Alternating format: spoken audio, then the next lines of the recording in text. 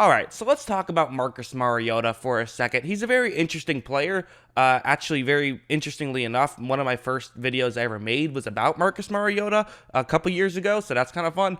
But I wanted to make a video on him and sort of talk about what he can do well and kind of should a team trade for him.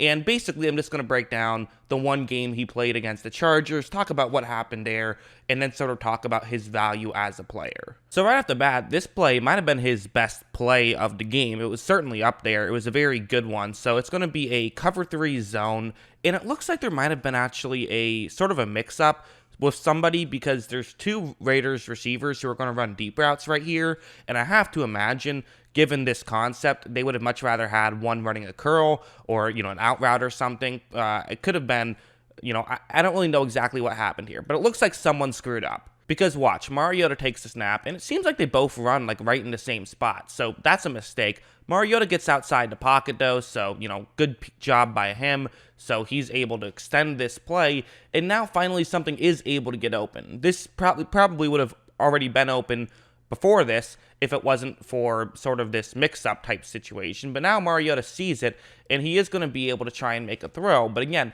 he has to throw on the run. He's a bit under pressure. It's not an easy throw to make, but it's going to be a good throw. He makes the throw, and they're able to get a, solid ball down the field. So good play there. There's also a play like this where this is another good example of how that running ability and, the fact that he still can throw can really work to his advantage. It's going to be a man coverage play, and really, so man coverage, it typically means that 5 players have to turn away from Mariota since they have to cover their assigned man, and it can potentially sometimes create some openings for a quarterback to run.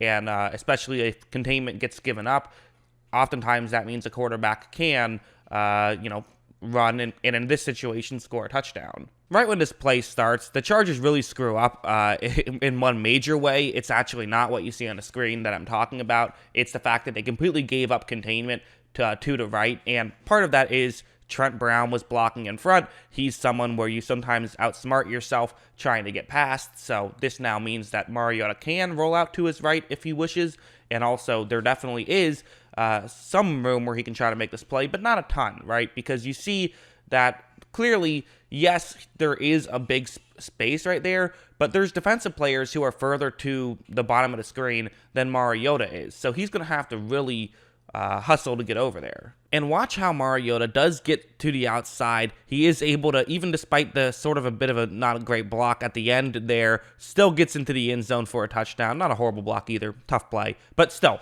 good job by Mariota getting into the end zone. So he can do stuff like that. He can use his legs, which does make him valuable. You think about some other guys who are kind of in his range of good but not great, sort of this, not a very good starting quarterback, but a really good backup quarterback type of range. Like I think about Tyrod Taylor comes to mind. Sort of these guys that can extend plays, Mitchell Trubisky, that can at least get you a job in the NFL. And in that game, he did legitimately make some impressive throws, too. So, like, this one's probably his most impressive just pure throw, because the other one was impressive since he extended the play. This one's impressive just because of the throw he's going to put on here. So it's a cover 3 zone, and Darren Waller's running a go route. And keep in mind, with this being cover 3, there's only one safety deep. And the player who's in charge of covering the bottom left-hand corner of the screen, he's playing press against Darren Waller. So that means that basically Waller is in a one-on-one matchup on an island, and with the safety past the hash marks to Mariota's right, Mariota's going to throw this to Waller. He knows that before he even takes this snap. And watch how he does, step back, and he's just going to make a very accurate throw. It was pretty open, but still perfectly accurate throw, and there's a touchdown. Could you argue that's more of a Waller highlight than a Mariota highlight? Yeah, sure, I guess, but whatever. It was a perfectly accurate throw deep down the field. Again, there's value there. So without a doubt, Mariota has shown enough, and I actually think that, he looked better wearing a Raiders uniform than he did when he was with Tennessee. So maybe the John Gruden coaching has helped him out to some degree. I don't know. So that's promising. But there were some discouraging things as well. Like if you take a look at this one I think is a good example where Nelson Aguilar is going to get open sort of towards this middle of the field area. It's a cover 2, but with the Raiders having 4 eligible receivers who are all lined up as receivers to the right, There's kind of extra attention there, but Aguilar is going to get open on this play. However, watch how Mariota is going to make this throw, and it's just behind Aguilar. Aguilar's not able to make the grab. He kind of reached out his left arm, wasn't able to make the grab. But, I mean, let's be honest. Aguilar isn't exactly known for him making circus catches, right? He's known for getting open. He's a great job at getting open. The catching has been his issue.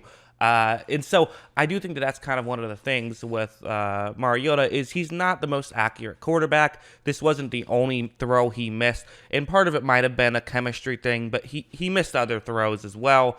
Accuracy probably isn't going to be his strongest suit, which is a bit concerning, which is kind of why I think that I wouldn't feel comfortable signing him and feeling like he's going to be a savior. Especially because if we're being honest, a lot of his better games over his career, and especially in this game, were just plays like this. It was just a lot of plays like this. It's a zone coverage play. He's going to have a receiver run over the middle and wait for him to get into a gap in coverage. Mariota also is going to fake a handoff, and oftentimes these things can create some big windows. But I want to be clear, I'm not saying this as a negative. This could be considered a positive depending on how you look at it. So watch, Mariota takes the snap. He does run this play action.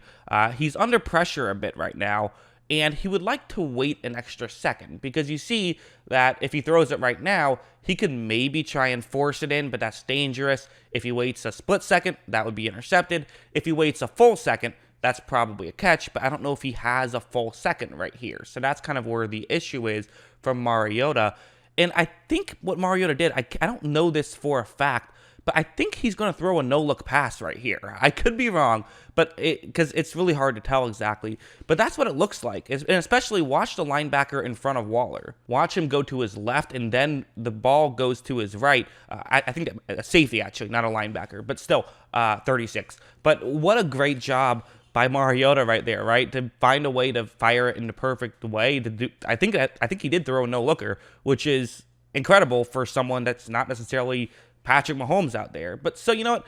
That's kind of my point, is that he can run an offense. And if you're thinking about drafting Mac Jones, you might consider just instead getting Marcus Mariota because he's kind of a similar I would say he has a higher ceiling and a higher floor, so he might be the better option, although he would be a bit more expensive. Currently, what he's looking at right now would be a $10 million cap hit, which is a bit much, so the Raiders might, they might just be willing to take something minor, like a 6th-round pick or something, to do that, although also worth mentioning, for Las Vegas, they can cut Mariota for no dead cap. So they might consider doing that with the cap drop, and maybe you could sign him for cheaper. I don't know, because he is currently a Raider right now, and, Derek Carr has continued to be better and better every year. I don't think they're moving on from Carr for Mariota. That doesn't make any sense. But, maybe they're willing to trade him. Maybe if you can give up sort of I don't know. I think you could get him for a 4th-round pick. That would probably be worth it, and that could be a good situation for a team like,